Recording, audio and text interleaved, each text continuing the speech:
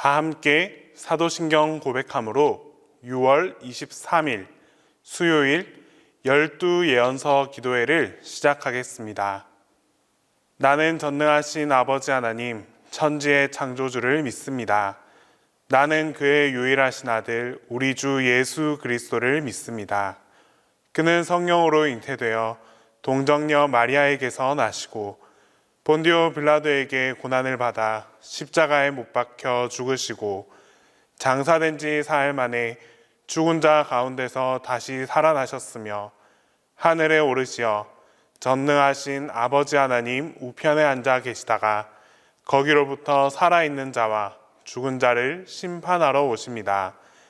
나는 성령을 믿으며 거룩한 공교회와 성도의 교제와 죄를 용서받는 것과 몸의 부활과 영생을 믿습니다.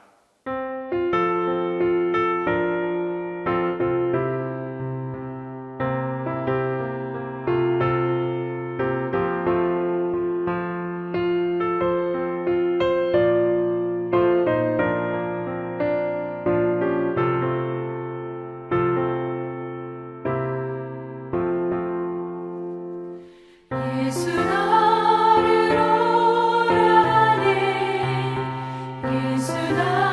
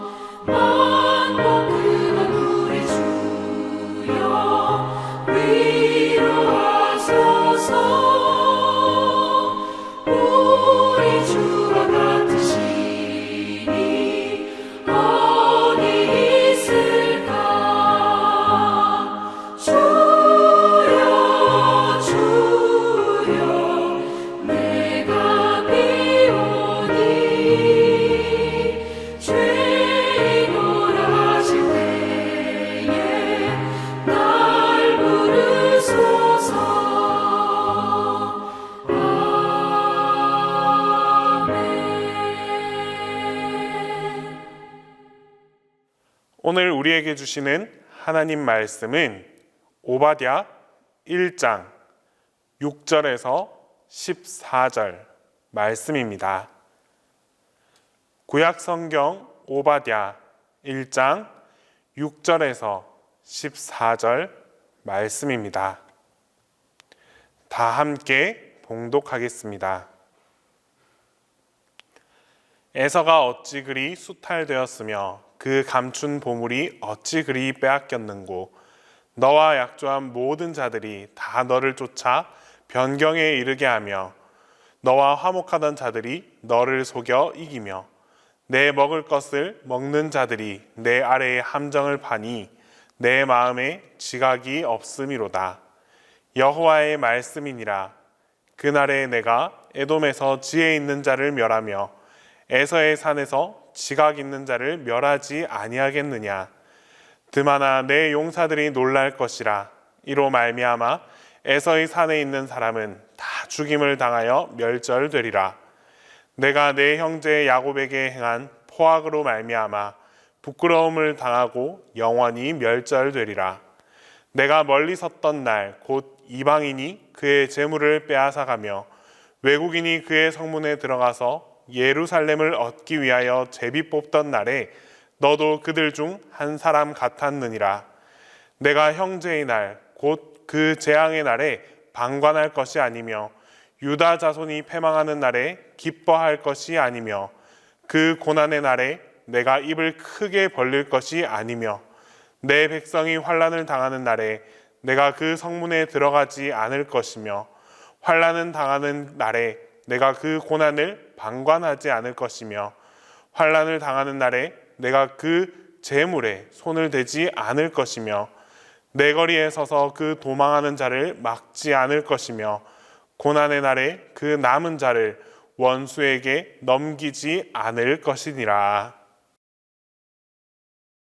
오바댜 선지자는 에돔이 형제의 나라 유다에게 행한 그 악행을 고발하고 있습니다. 에돔은 유다가 곤경에 처했을 때 그들을 도와주어야 했음에도 불구하고 오히려 형제의 환난을 자신들의 탐욕을 위한 기회로 삼았습니다. 오늘 본문에서 언급하고 있는 이 에돔의 악행은 바벨론의 느부갓네살 왕이 예루살렘을 공격해 멸망시키던 바로 주전 586년 상황을 배경으로 하고 있습니다. 오바댜 선지자는 에돔의 죄악을 4가지로 언급하되 그 죄를 점차 무겁게 다루고 있습니다. 그래서 에돔이 유다에게 행한 그들의 죄악에 대해서 하나님께서 그대로 갚아주실 것이다 라고 말했습니다. 형제의 불행을 기뻐하며 악행을 저지른 사람들에게 심은 대로 거둔다라는 이 심판의 정당성을 강조하고 있습니다. 그렇다면 에돔의 죄악은 과연 무엇이었고 또 오바댜를 통해 전해진 하나님의 심판은 어떤 것이었을까요? 에돔의 첫 번째 죄악은 유다의 멸망에 동참한 것입니다. 이스라엘 역사에서 열방이 몰려와 하나님의 도성인 이 예루살렘을 공격하는 일은 종종 있었습니다. 그런데 주전 586년 바벨론 제국의 느부갓네살 왕의 침략은 이전의 어떤 그 공격과는 비교할 수 없었습니다. 예루살렘 성전을 무너뜨리고 백성들을 포로로 붙잡아감으로 이 멸망당하는 바로 이 사건, 최고로 치욕적이자 최고로 아픔이었던 바로 그런 사건이었습니다. 이때 에돔은 바벨론의 공격을 방관하는 것만으로도, 그저 쳐다보는 것만으로도 심각한 죄악이 될 수 있었습니다. 그런데 경악할 만한 것은 에돔은 그저 가만히 방관하는 것을 넘어서 예루살렘 성을 무너뜨리기 위해 성문에 들어온 그 침략군의 일원이 되었다는 사실입니다. 예루살렘이 침략을 받아서 멸망당하는 바로 그날에 에돔은 유다의 적국이었습니다. 유다의 원수가 되어서 짓밟아 무너뜨렸습니다. 사실 예루살렘 성에 입성한 이 침략자의 행렬에 에돔이 끼어 있었다고 하는 것은 그 당시로서는 도저히 있을 수 없는 충격입니다.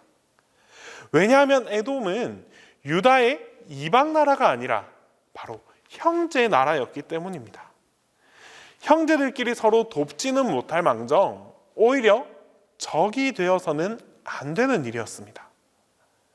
때문에 오바댜 선지자는 에돔의 죄악을 비난할 수밖에 없었습니다.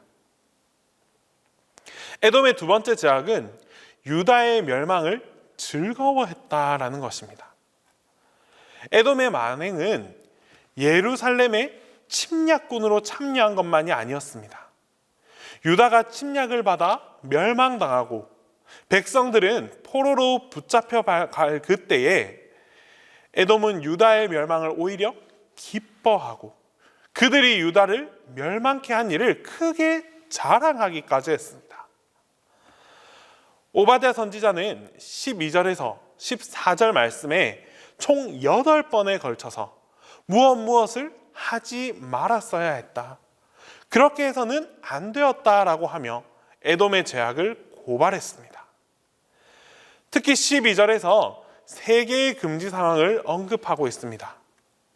세번역 성경을 통해 이 내용을 살펴보면 내 형제의 날 그가 재앙을 받던 날에 너는 방관하지 않았어야 했다. 유다 자손이 몰락하는 그날 너는 그들을 보면서 기뻐하지 않았어야 했다. 그가 고난받던 그날 너는 입을 크게 벌리고 웃지 않았어야 했다. 개역 개정판에서 방관하다라고 번역이 되어 있지만 다른 성경에서는 고소해하다라고 번역이 되어 있기도 합니다. 에돔은 형제의 유다 나라가 망하던 바로 그날에 이를 막기 위해서 어떠한 노력도 하지 않았습니다. 오히려 유다의 멸망을 고소해했고 기뻐했고 그리고 즐거운 비명을 그렇게 질렀습니다. 이런 에돔을 향한 오바댜의 비난은 2가지 의미를 담고 있습니다. 첫째는 형제의 아픔을 고소해하며 즐거워하는 자들에게 화가 있다라는 것이고, 둘째는 하나님은 바벨론 제국과 바로 이 에돔의 만행과 악행을 다 보고 계셨고 그들의 죄악에 대해서 반드시 책임을 물으신다라는 사실입니다. 에돔의 3번째 죄악은 신음하고 있는 유다를 약탈했습니다. 13절에서 환난을 당하는 날이 무려 3번이나 나옵니다. 유다가 망하여 환난을 당하는 날에 예루살렘 성문에 들어가지 말았어야 했고, 또 유다가 망하여 고난을 당하는 날에 그 고난을 방관하지 말았어야 했고, 또 유다가 환난을 당하는 날에 유다 백성의 재물을 약탈하지 않았어야 했다라고 말씀하고 있습니다. 이것은 에돔이 형제 나라 유다가 멸망당하여 환난을 당하는 날에 형제로서 하면 안 되는 일, 형제로서 하지 말았어야 할 일을 3번이나 잔인하게 했음을 말해주고 있습니다. 유다가 망하여 가장 슬퍼하는 날에 에돔은 유다의 재산을 약탈했습니다. 유다가 쓰러져서 신음하고 아무런 대항도 할 수 없는 바로 그때에 에돔은 약탈했습니다.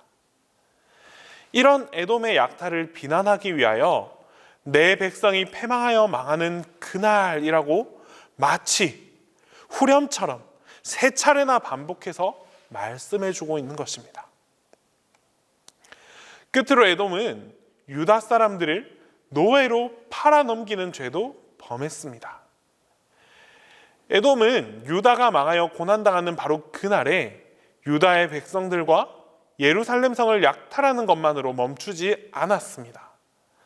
예루살렘의 주요 도로 곳곳에 숨어 있다가 피난 가는 그 유다 백성들을 붙잡아서 바벨론 사람들과 노예 상인들에게 다 넘겨주고 팔아버렸습니다. 침략자들을 피하여 도망가는 사람들을 다시 붙잡아서 그 승리한 침략자들에게 넘겨주는 그런 잔혹한 짓을 했습니다.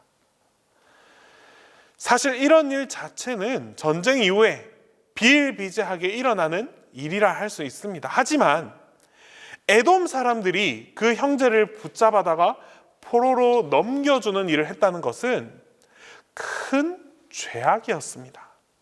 때문에 하나님의 심판을 피할 수 없었습니다.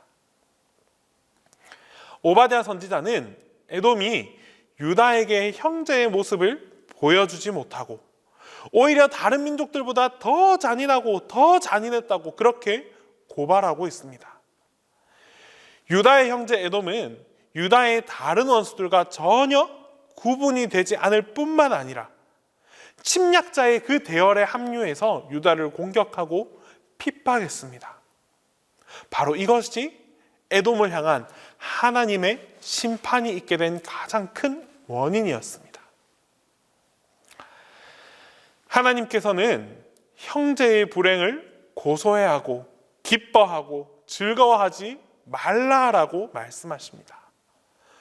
그것은 형제로서 해야 할 일이 아니라고 분명히 알려주셨습니다. 형제의 고난에 함께 동참하여서 함께 울어주고 같이 안아주고 형제의 기쁨을 함께 즐거워하는 것이 올바른 형제의 모습입니다. 형제에게 대접받고자 하는 대로 형제를 대접하고 섬기며 살아가는 그런 우리 모두가 될 수 있어야 합니다. 형제가 형제답게 사랑하며 배려하며 살아갈 때 그 형제를 통해서만 얻을 수 있는 하나님의 넘치는 사랑이, 그 은혜가 함께하게 될 것입니다. 기도하겠습니다. 이 시간 우리 함께 기도할 때에 먼저 형제를 사랑하고 배려하는 마음을 갖게 해달라고 기도하겠습니다. 또한 이웃의 고난과 아픔에 함께 동참할 수 있는 우리가 되게 해달라고 기도하겠습니다. 또한 미얀마에 하나님의 평화가 임하도록 기도하겠고, 끝으로 북한 동포들에게 자유와 행복이 오도록 우리 시간 함께 한마음으로 기도하며 나아가겠습니다. 기도드립니다. 사랑의 하나님, 이 시간 형제의 모습을 돌아봅니다. 주님께서는 우리에게 많은 형제를 허락해 주셨습니다. 또한 형제와 더불어 살아가게 하심을 감사드립니다. 때로는 형제들 간에 불목하고 다툴 때도 있습니다. 하지만 그럴 때마다 형제를 더욱더 사랑할 수 있는 마음을 허락해 주시고 서로 간에 배려하는 마음을 갖게 하여 주시옵소서. 주님, 이 시간에도 여러 가지 고난과 아픔 속에서 힘들어하고 있는 이웃들이 있습니다. 고통받는 이웃들의 목소리에 귀를 기울일 수 있는 우리 모두가 되게 하여 주시옵소서. 나눔이 필요한 곳에 나눔을 실천할 수 있는 마음을 주시고 관심이 필요한 곳에 관심을 전하는 마음을 품게 하여 주시옵소서.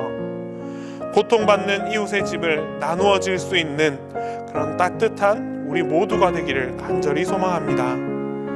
특별히 이 시간 미얀마의 목소리에 귀를 기울입니다.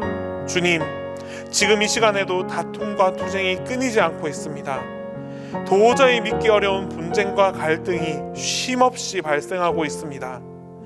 그곳에서 희생되고 있는 이들의 눈물을 기억하여 주시옵소서. 주님의 마음이 미얀마에 전해지기를 바라고 미얀마에 하나님의 평화가 임하게 하여 주시옵소서. 하루속히 모든 갈등과 분쟁이 다 종결되게 하시고 하나님을 통한 새 희망과 새 소망을 꿈꾸게 하여 주시옵소서. 또한 우리의 영원한 형제인 북한 동포들을 기억하며 기도합니다. 하나님, 북한 동포들에게도 자유와 행복이 전해질 수 있기를 간절히 소망합니다.